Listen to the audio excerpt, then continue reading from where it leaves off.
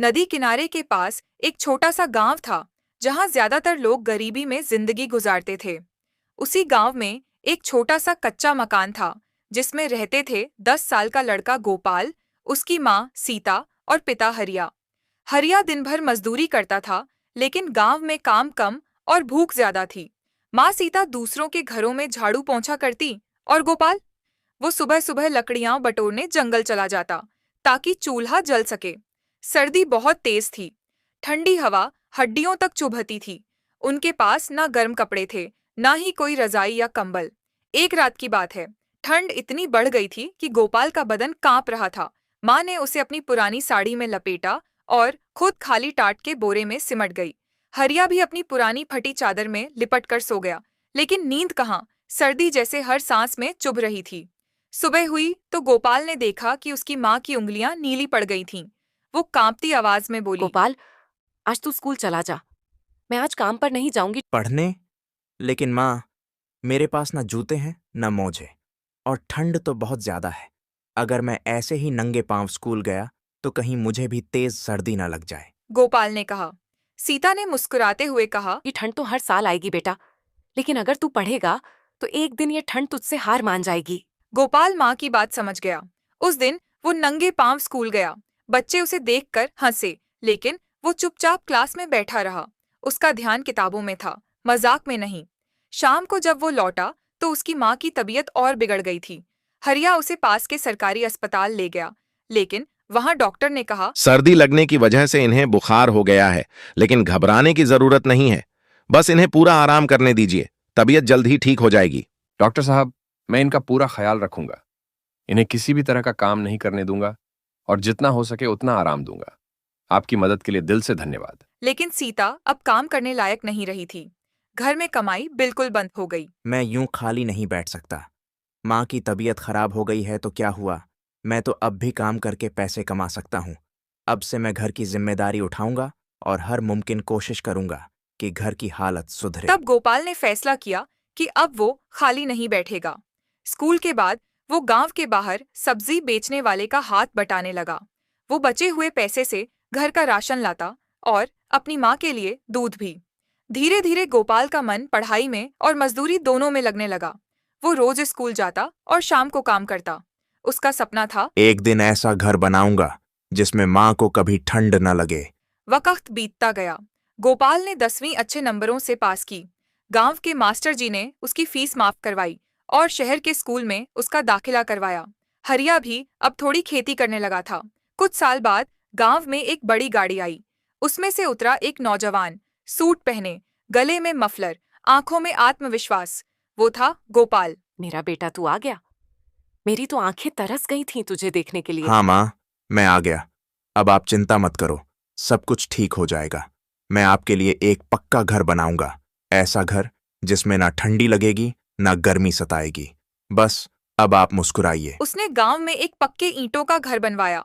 अंदर हीटर लगा, रजाई, गर्म पानी का सिस्टम। माँ अब ठंड में कांपती नहीं थी। हर साल सर्दी आती, लेकिन अब हार कर लौट जाती। सीता मुस्कुराकर बोली, देखा बेटा, मैंने कहा था ना, ये ठंड हार जाएगी और तू जीत जाएगा। ये ठंड तो हर साल आती है, लेकिन इंसान को कभी हार नहीं माननी चाहिए। हाँ माँ, तेरी बात हमेशा याद रही। जब सर्दी ज्यादा बढ़ी तो मैं डर गया था, लेकिन तेरी आवाज कानों में गूंजती रही, हार मत मान। और आज देख, मैं लौट आया, जीत कर। माँ की दुआओं में बहुत ताकत होती है बेटा। अब तू आ गया है तो सब कुछ अच्छा लगेगा। अब गोपाल सिर्फ गांव का बेटा नहीं था, बल्कि शहर की एक बड़ी कंपनी में नौकरी करता था। लेकिन उसने कभी अपने गांव को नहीं भूला। उसने गांव में एक छोटा सा स्कूल शुरू करवाया ताकि और बच्चों को भी पढ़ाई का मौका मिले। गोपाल ने अपने गांव के बच्चों के लिए गर्म कपड़े और जूते भिजवाने शुरू कर दिए। हर सर्दी में वो खुद गांव आता, अपने हाथों से रजाई बांटता और छोटे बच्चों के साथ बैठकर कहानियां सुनाता।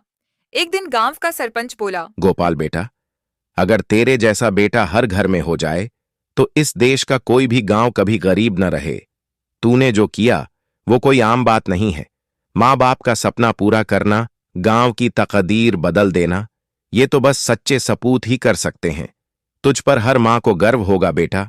लेकिन गोपाल का दिल अभी पूरी तरह संतुष्ट नहीं हुआ था। उसे याद था वो दिन जब उसकी माँ सीता की उंगलियां ठंड से नीली पड़ गई थीं। उसने ठान लिया था कि गांव में अब कोई भी ठंड से नहीं कांपेगा। फिर एक दिन गोपाल ने गांव में एक बड़ा गर्मी घर बनवाया, एक जगह जहां बहुत सारे हीटर लगे थे, मोटी रजाइयां रखी थीं और ठंड में कोई भी आकर वहां आराम से सो सकता था। लोग उसे गोपाल भवन कहने लगे। गांव के हर बुजुर्ग, हर बच्चा, हर गरीब मजदूर की आंखों में अब उम्मीद की रोशनी थी और उस रोशनी का नाम था गोपाल। एक रात गोपाल माँ के पास बैठा था। बाहर कड़कड़ाती ठंड थी, लेकिन घर के अंदर गर्माहट और शांति थी। माँ बेटा, बोली, तूने मेरे लिए पक्का मकान बनवाकर मुझे जो सुकून दिया है उसे मैं शब्दों में बयां नहीं कर सकती। तूने मेरा वर्षों पुराना सपना पूरा कर दिया। अब मुझे ठंड, गर्मी या बारिश का डर नहीं सताता। अब मैं चैन की नींद सो सकती हूँ, क्योंकि मुझे पता है कि मेरा बेटा मेरे सिर पर छत बनकर खड़ा है। माँ, ये तो मेरा फर्ज था। आपने मुझे पाल पोस कर बड़ा किया। ठंड में खुद कांपती रहीं, लेकिन मुझे हमेशा रजाई ओढ़ाई। आज अगर मैं आपके लिए एक पक्का मकान बना पाया, तो समझो जिंदगी का सबसे बड़ा सपना मेरा भी पूरा हो गया। अब जब तक मैं जिंदा हूं, आपको कभी किसी चीज की कमी नहीं होने दूंगा। और सच में उस रात गोपाल के घर के बाहर लोग कंबल में लिपटे चैन की नींद सो रहे थे और दूर दूर तक सर्द हवा हार मानकर लौट चुकी थी। लेकिन उसी रात गांव के एक कोने में एक बूढ़ा आदमी ठंड से कांप रहा था। उसका नाम था रामलाल। उसके पास न घर था न रिश्तेदार। जब गोपाल सुबह सैर पर निकला तो उसने देखा रामलाल दीवार से टिका कांप रहा है। क्या बात है दादाजी, आप यहाँ बाहर अकेले क्यों बैठे हैं? इतनी तेज ठंड पड़ रही है। आपको तो अंदर गर्म कमरे में होना चाहिए था।